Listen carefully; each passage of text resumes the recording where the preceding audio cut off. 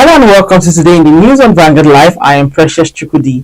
Begin with the front pages of the papers this morning, starting off with Vanguard. Vanguard is leading with Plateau debt toll hits 195, hundreds of houses razed, while it says 148 in Bokos, 19 in Mango, 27 in Bakin Ladi killed, 1,290 houses in Bokos, 1 in Mango burnt, Bakin Ladi yet to be ascertained. PDP slams APC, federal government for emboldening terrorists, condemns needless deaths of over 5,000 Nigerians since May.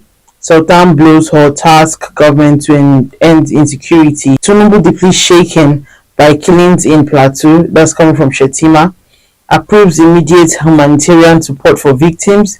Will collaborate to end the cycle of violence, that's coming from Muftwang. We can also see the Carnival Calabar Children's Parade on photo story in the front page. A sad day in Ondo, how Akeredolu died at 67. Page 13, no peace, no democracy dividend, Ganduje tells the Benue APC leaders. And stories above, hope rises for federal government's 27.5 trillion naira budget as oil price lifts to $81.11. Zenith Bank wins the Best Bank for Digital Solution Award. Tinubu to local government monarchs. Let's unite for national development. Tears as former Speaker Naba 65 dies, buried in Kano. We'll take a look at the Guardian newspaper. The Guardian is leading with end of an era, sunset for Akeredolu, new dawn for Lucky Aiyedatiwa, and of course there's a photo of the former governor of Ondo State, Rotimi Akeredolu, 1956 to 2023, and also a quote from the president saying, "In a challenging moment of our statehood, when marauding agents of darkness spreads their tentacles across our country, Rotimi was a strong voice in the wilderness, calling us to rethink our security architecture so we can have a more secure nation. His unrelenting advocacy led to the birth of the local police in the southwest." Page 4, civil society groups, lawyers mourn Akeredolu Nayaba.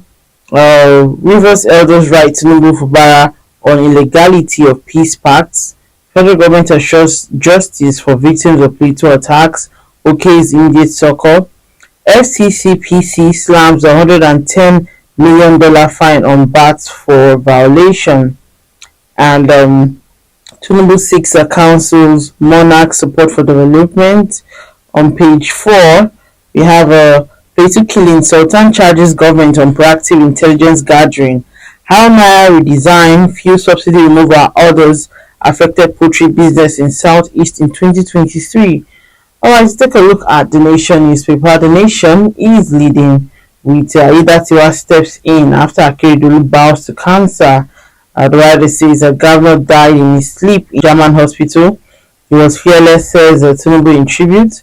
Governors, Buhari, Senator, APC leaders, Jimo Ibrahim, NBA, others mourn. A CBN investigator rejects a Lemo orders request. Bank owners must honor invitation today so as not to obstruct probe. Stories above, Shetima, Shakarao, Kwakwaso, others bid Naba farewell. Ex-House of Rep Speaker buried in Kano.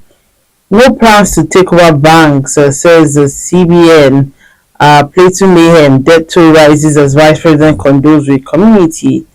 We take a look at the Punch newspaper. Punch is leading with Aiyedatiwa takes over. Tinubu governor says Akeredolu's death big loss. Aiyedatiwa's list Akeredolu's achievements. Disease governor's aides resign, workers mourn. Akeredolu, a great fighter, says Tinubu. Governors, others. Ondo declares 3 days mourning. And of course, the photo story showing the former governor of Ondo State. Insecurity, economic hardship to worsen in 6 states, and that's coming from the World Bank reports. Mob kills 2 over alleged murder in Ogun. You can read that on pages 4 and 5. Ex-Speaker Nayaba buried in Kano. President orders mourn. Stories about railway debt servicing exceeds the revenue by 1,200%, and that's coming from the report. You can read that on page 21. Federal government fines a British American Tobacco $110 million, drops the criminal charges. And lastly, on the front page of the Punch newspaper, Plateau massacre.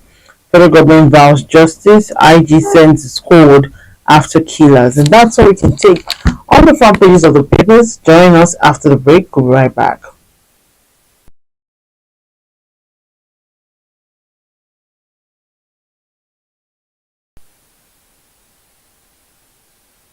Alright, welcome back. If you're just joining, still today in the news on Vanguard Life, I am Precious Chukudi. Joining me to talk about some of the stories on the front pages of the papers this morning is Mr. Udari Mayowa, publisher of Global Financial Digest. Good morning, sir. It's good to have you join me this morning.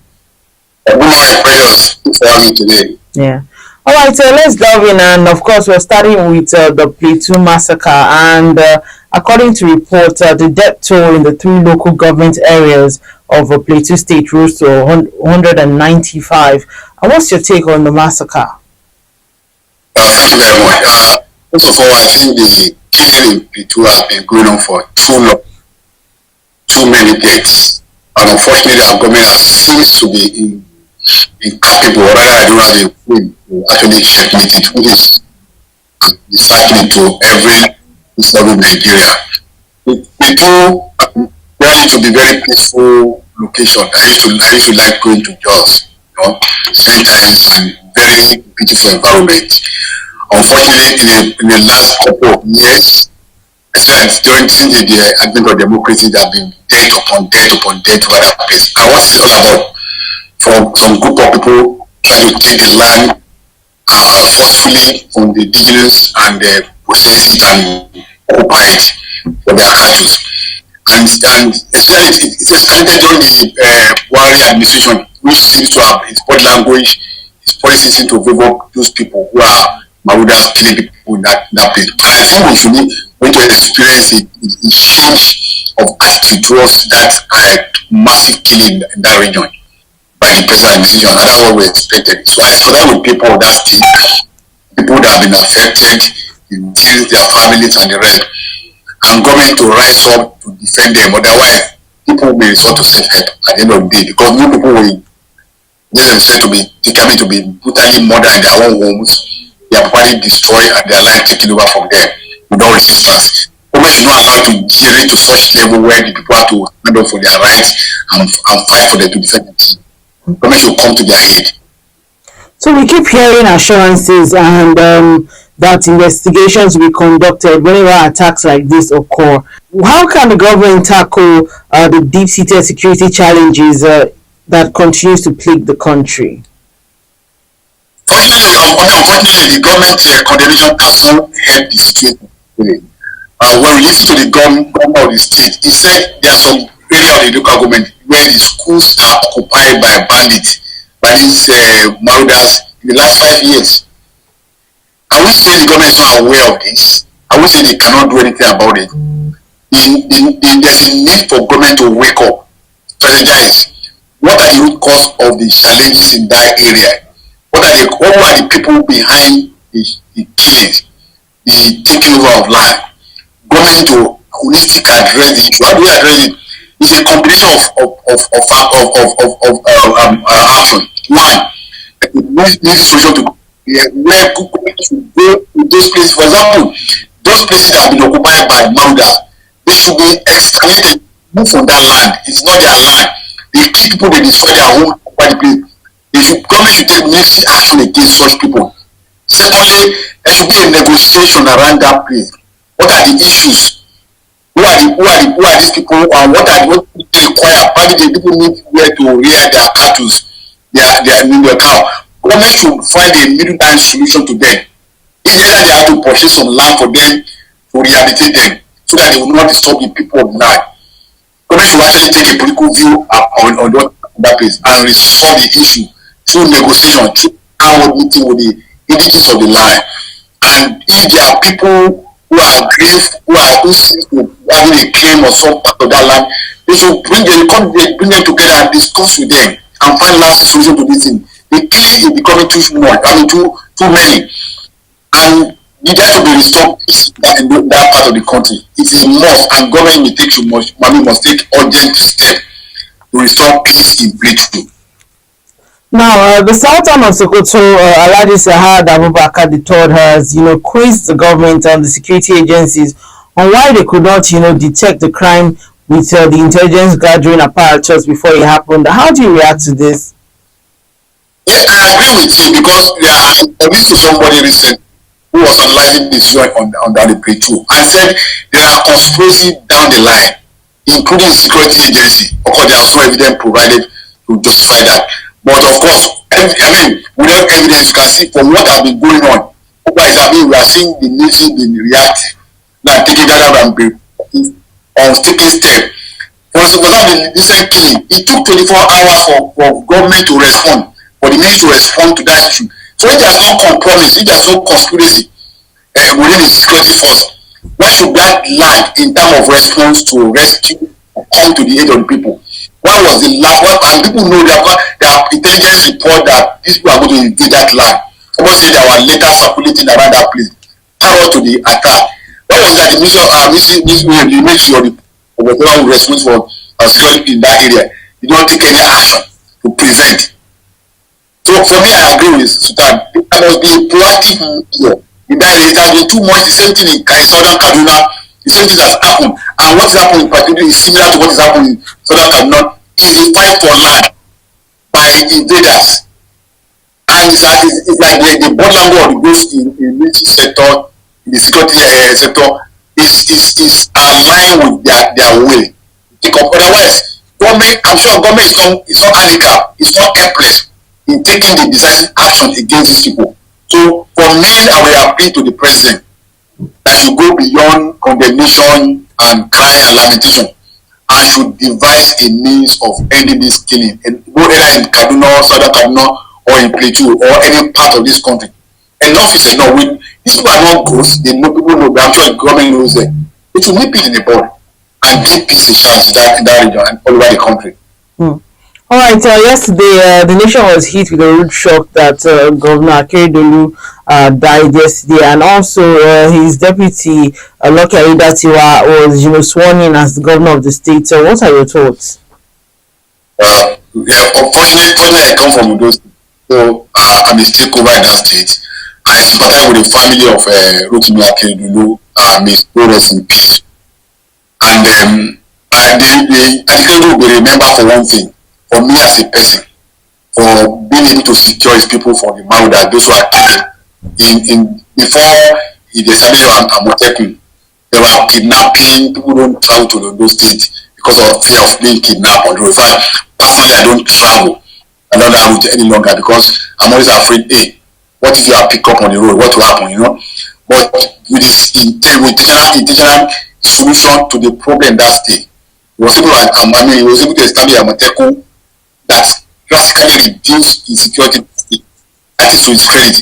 And all his brother governors in the western state actually follow his footsteps in that area. And you can see in the last couple of years there have been drastic kidnapping in the southwest, and there's no insecurity that reduced tremendously. So that's to his credit. I commend him for that. Unfortunately, too, I did not agree with the way his minder, his aides, and the political associate manage his health situation. They mismanage the situation and they take some goodwill from the man.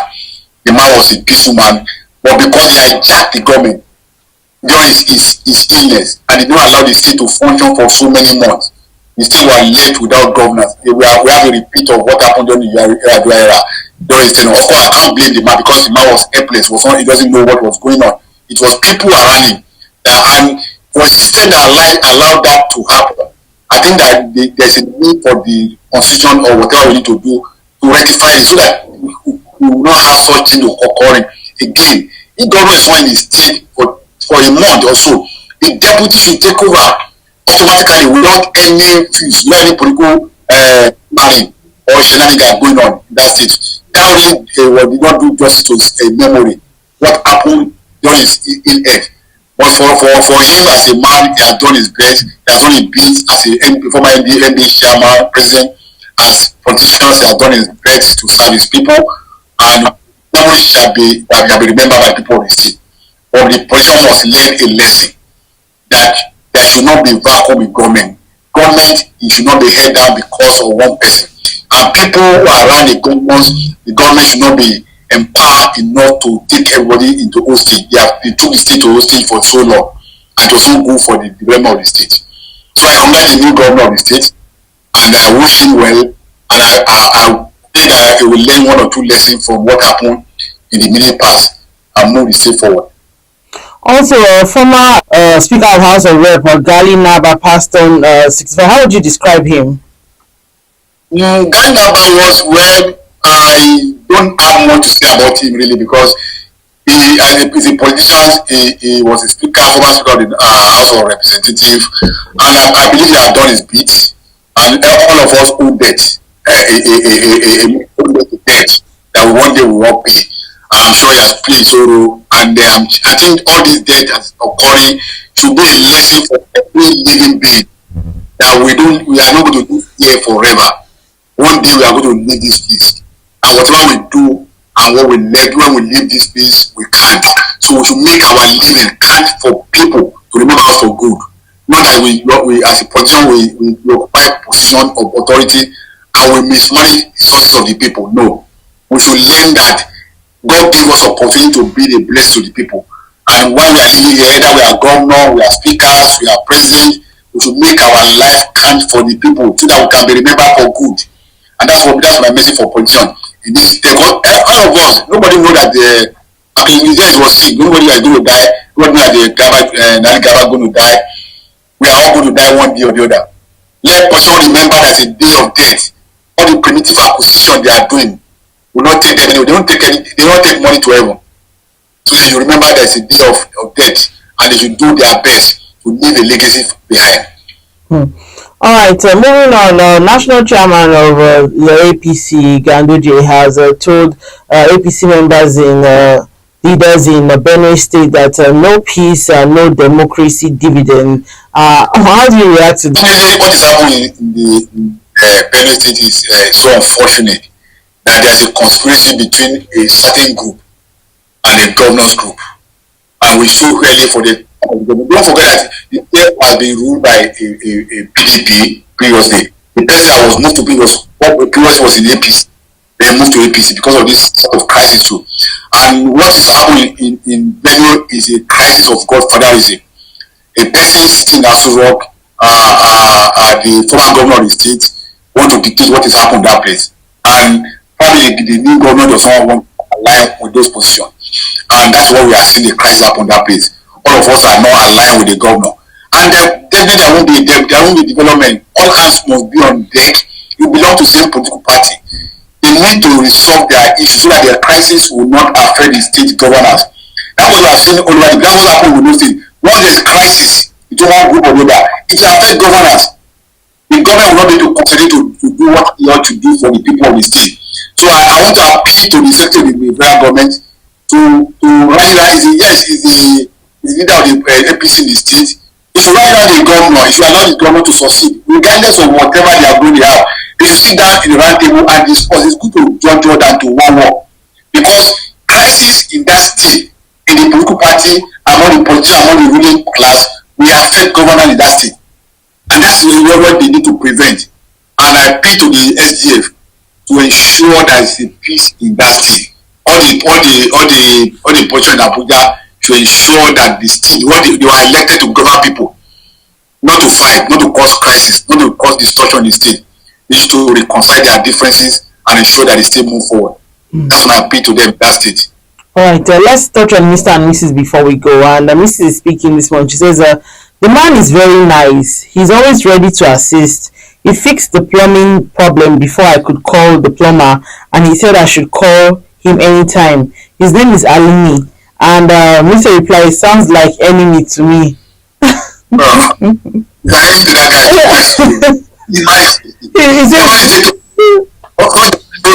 his own family. Husband already. He says his name Alimi sounds like enemy. The